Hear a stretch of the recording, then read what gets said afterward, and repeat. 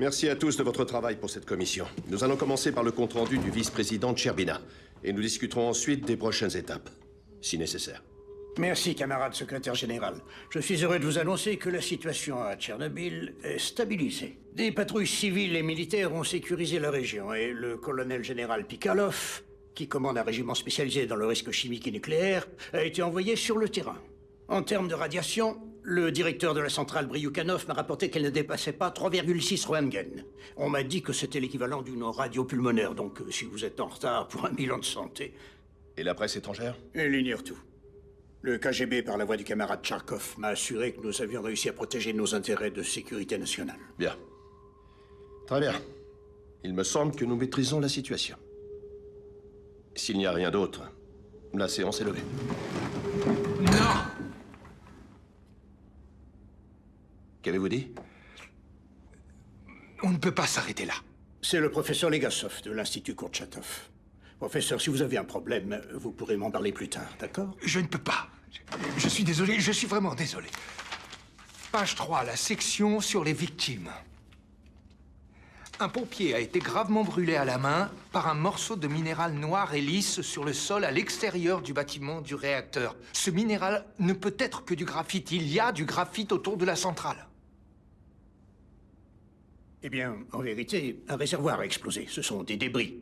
Quelle importance. Il n'y a qu'un endroit sur tout le site où on peut trouver du graphite. C'est à l'intérieur du cœur. S'il y a du graphite à l'extérieur, ça signifie que ce n'est pas un réservoir de contrôle qui a explosé, mais que le cœur du réacteur est éventré. Non. Camarade Tcherbina? Camarade secrétaire général, je vous assure que le professeur Legasov fait erreur. Bryukhanov m'a dit que le cœur du réacteur était intact. Et pour les radiations... Oui, 3,6 Roentgen, ce qui, soit dit en passant, n'est pas l'équivalent d'une radio des poumons, mais plutôt de 400. D'ailleurs, cette mesure me pose problème pour une toute autre raison. C'est la valeur maximale qu'on peut lire sur les petits dosimètres. Ils nous ont donné le nombre qu'ils indiquaient.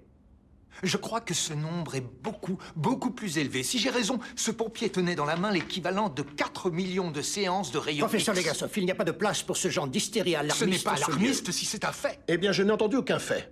Pas le moindre. Tout ce que j'ai entendu, c'est un homme qui m'est inconnu se livrer à des conjectures qui sont en totale contradiction avec ce qui nous a été rapporté par les officiels du parti. Je m'excuse. Je n'avais pas l'intention de...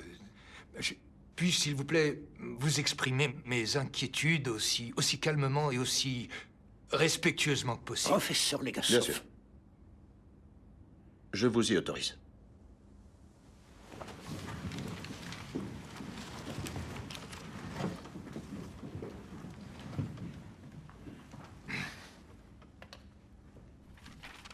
Ce modèle de réacteur utilise comme combustible de l'uranium-235. Chaque atome d'uranium-235 est comme une balle qui se déplace à une vitesse proche de celle de la lumière et qui traverse tout sur son passage, le bois, le métal, le béton, la chair.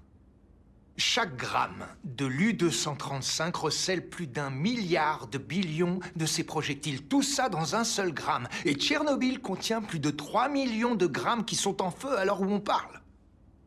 Le vent va charrier des particules radioactives sur le continent tout entier. La pluie va les faire retomber sur nous. 3 millions de milliards de billions de ces balles dans l'air que nous respirons, l'eau que nous consommons et dans notre nourriture. La plupart va continuer à se consumer pendant une centaine d'années.